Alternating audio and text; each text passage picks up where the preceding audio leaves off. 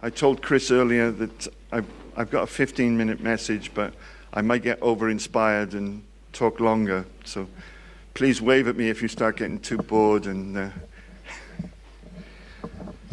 those of you that normally meet here, I realize you're used to meeting here, aren't you? And it's maybe not so special, even on a holy day. It doesn't feel maybe very special. But to me, it feels very special to be here, because every time I'm here, I have to think of True Father being here. And of course, this room was used in many ways. There was a blessing here, in 1978, was it? 78, yeah. And this is a place of so much history. So I feel, anytime I stand here, I feel honored to be here, to speak, or just to be here, to be honest. This is a very special place. And this place was purchased, built, if you like, on the sacrifice of many, many brothers and sisters, some who are still with us and some who aren't with us, either physically or spiritually, or, they've drifted away or whatever. But still, many people gave a lot of their life to be able to have this place, and we should really appreciate it, Many people gave up a lot of things willingly and joyfully for this place, but we should remember that. Now, I wonder if anyone can tell me, I maybe mistakenly, maybe not, thought that yesterday was the day of Victory of Love. When did we celebrate it? On the calendar I've got, it's not mentioned. But of course, when Hung Jin went to the spirit world in 1984, it was the day after God's Day. But we celebrated God's Day then on January the 2nd solar calendar. We're on January the 3rd lunar calendar today. So anyone know? Is it somewhere? Anyone know? No? Anyway, so as we don't know, and I've searched on the internet as well, I want to speak about 3 holy days then. God's Day, or Heavenly Parents' Day, which was a few days ago. Yesterday, which was Day of Victory of Love. And True Parents' Birthday, which is coming up in a few days' time on the 6th of January. I was thinking about what unites these 3 days. And the more I thought about it, I realized, first of all, I thought, well, love unites these 3 days. God's Day. Sorry, I'll call it God's Day. I still can't quite, it doesn't flow enough, Heavenly Parents' Day. But you'll know what I mean.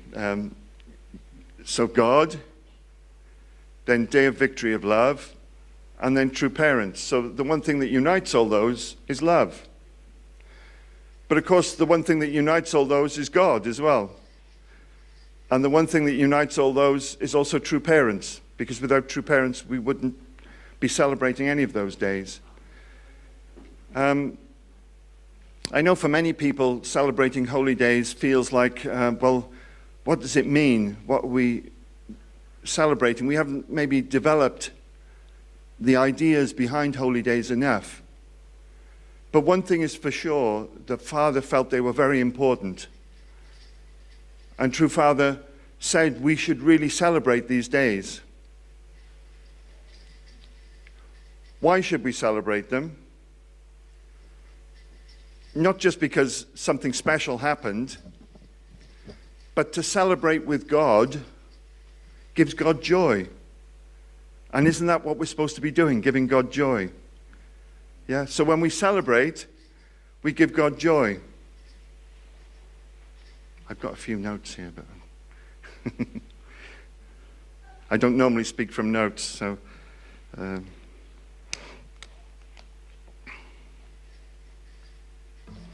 So I was reading a speech about the... If you type in Day of Victory of Love on the internet, you'll find many speeches from Father over the different anniversaries.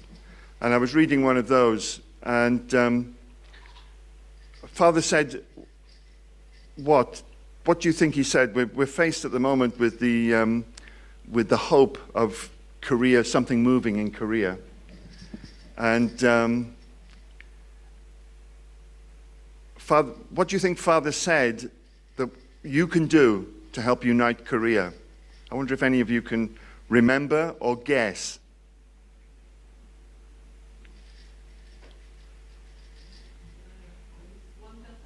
Sorry? 1% giving. It's actually more simple than that. Sorry? Exactly, Robin's got it. Look at that. Robin, well done. Father said, if you unite your mind and body, you will contribute to the unity of Korea. What about that? That inspired me, but because it means that we can all do something, and it's not insignificant. When we unite our mind and body, when we really bring ourselves together and bring God into our lives, because that's what happens. When we truly unite our mind and body, God has to come there. If it's not truly united, God's not there. Well, God is there, but we don't, God's always there, God's everywhere, isn't he? But we just don't kind of connect properly. But when we unite our mind and body, we can really connect completely with God. So doing that also means that we bring love to the world. So by uniting our mind and body, it means we're living love. We're uniting with God, our mind and body, and love is present. So when we're truly present, then love is present. So I was thinking about this, giving joy to God and giving joy to true parents. You know, we often, we hear, or Mother likes to hear many stories from us. She wants to know what we're doing. She wants to have joy in seeing us doing what we're doing. And even the smallest thing, it doesn't matter. Mike Balcom is asking us to send our stories of what we're doing every day. And nothing is insignificant. This is what these words from Father tell me. Nothing is insignificant. Whatever we do with a heart of love, with a true presence, is meaningful. It's kind of like the butterfly effect in a sense. I am, one person embodies the whole cosmos. So when I'm tuned in, when I tune in myself and do whatever I do, whatever you do, whatever job you have, if you're completely present and you're doing it with an attitude of love, it will affect everybody. So that on a daily basis, of course, whatever we're doing, of course we have our own personal lives to live. So when we're young, we're thinking about different things to when we're older. But the same thing applies. Whatever is going on personally in our lives, the most important thing is to bring God's love into the world. Through completely being present and conscious of what we're doing. Not just reacting. I've shared, I'm going to keep repeating this because I think it's significant and important, and I've shared with a few of you already. Recently I've been reading about the early saints who missionized Britain in the 6th century. Saint Columba, Saint Patrick, and there's many of them, many of you know, and many of them came from Ireland. Very special place, Ireland. I'm convinced of it. Very special place. These early saints in around 500 in that century, the 6th century, they did incredible things. And as you read the stories about them, you think, oh, you can recognize bits in there, like as if you're reading about Father's life, or things that Father did, they did as well. Of course, not in necessarily the same way, although they lived extreme lives, extreme lives of of penance and hardship, and really tried to bring God there. But a couple of significant things, I think, is as I read about these people, they were a lot closer to the time of Jesus than we are now. But still, you think of 500 AD, 500 years after Jesus. But hang on, we're living in the time of true parents, still true mothers on earth. So, what an amazing time we live in. These saints that were doing things and missionizing Britain lived 500 years after Jesus, but they were really striving to put what Jesus taught into practice. They used to pray many times a day. They'd have set prayers all day long, and then they would try and put into practice what the Bible said, pray without ceasing. Pray without ceasing, in my mind, is mind-body unity. Not that you're mumbling a prayer all the time when you're doing things. Maybe some people do that,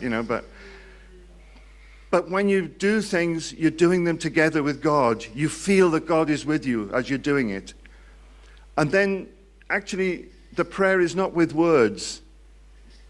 The prayer can be with action as well. The prayer is with an attitude. So I think prayer is an attitude, in the sense of a consciousness that we walk with God, that we're doing things with God. So interesting, these saints. Another thing about these saints is, if you read some of the stories, then the idea is, they went and confronted the Picts and the Celtic peoples, and converted them, And if you read the story of Columba, there's all sorts of miracles and things like this. But maybe the reality was maybe a little bit different. Because in a few places I've read now, the direction from the Pope at the time was to go into the places where the pagans worshipped and set up your temple there.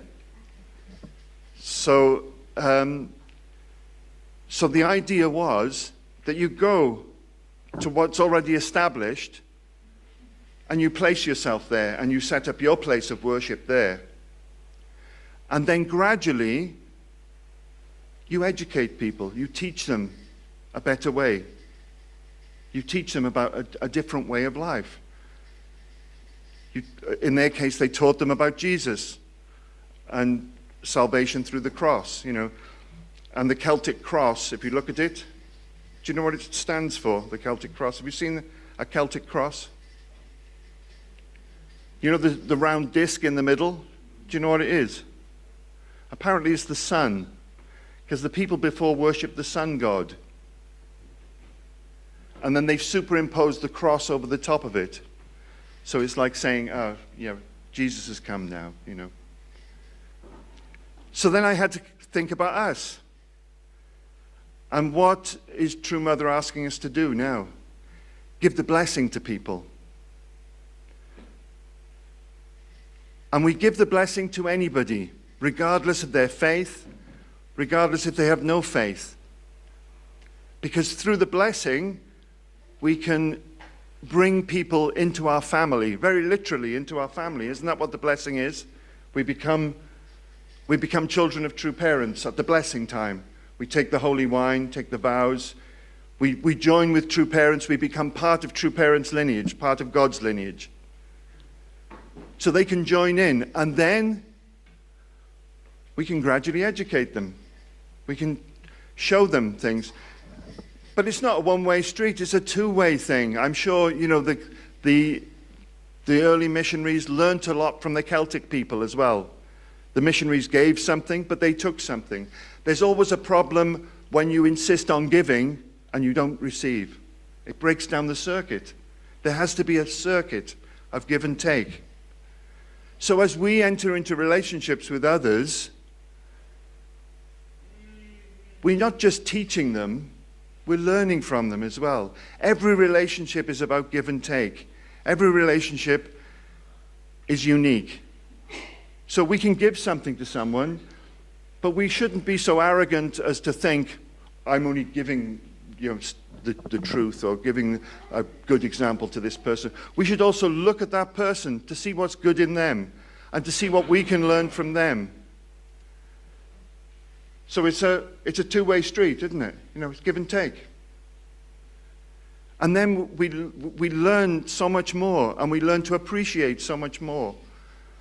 And we gain so much ourselves. But of course, that doesn't mean we don't continue to give. So sometimes you give things, Father said, give love and forget it. My memory's getting terrible these days, so it's easier to do that. I forget about things all the time. So I lend someone some money. Don't ask me to lend you some money. And then I forget about it, and suddenly they give it to me back. Oh, I've forgotten about that. So when we do things unconditionally, then when something does come back, we're even happier. We're more surprised. So just to conclude, two things to conclude. One, a little story about that point. The last few years, Francoise and I have been working hard building a peace garden in Watford, which I'm sure most of you know about. And it's quite hard work, physically hard work, I just do it, and I really enjoy it because it feels like it's something for our community. And just like the mind-body unity thing helps Korea, mind-body unity to go and do some gardening, but not just do some gardening, but to do it in the name of peace, to do it in the name of building Chanulguk, to actually do it with a prayerful attitude, with a real attitude, that I'm doing something significant here. This can affect many things, It's not just for our town. It can affect many other people. Doing it with that kind of attitude and as an offering to God, it brings great joy. It's a great feeling. And there's, in a sense, I've had no attachment to it. So when something, some vandals come along and do something, burn something, or we just repair it and carry on. Don't take it personally. Those things happen, and we just do it. And then a few months ago, we were in the garden, and I took my flute to play to some of the people that were working near us. And someone heard this flute music, and they were cycling past, and he came in to the garden. And he looks around the garden, he said, oh, it's beautiful here, I heard the music, and I came in, And then he joined in with us to work with us. And then the following Sunday, he brought his wife back, And they're such a beautiful couple, this Turkish couple. I brought them here to Lancaster Gate a few times, and I hope they can come to the blessing, But to me, this was somehow felt, all this investment I've been making, suddenly it comes back in the form of two beautiful people who hopefully can receive the blessing in May here, So when we do things unconditionally, things definitely come back to us. So finally, in conclusion then, today we're celebrating Heavenly Parents' Day. So please celebrate it. Unite your mind and body and celebrate. It's a time to be happy. It's not an obligation. You don't have to be here. Just enjoy the time together. Enjoy the relationship with brothers and sisters. Enjoy the time together with everybody and celebrate. And that in turn will bring joy to God. So know that you can be happy and you can have fun and you can laugh. It's not a bad thing. So enjoy it. Enjoy today. Celebrate and know that in doing that, you're giving joy to God. Thank you.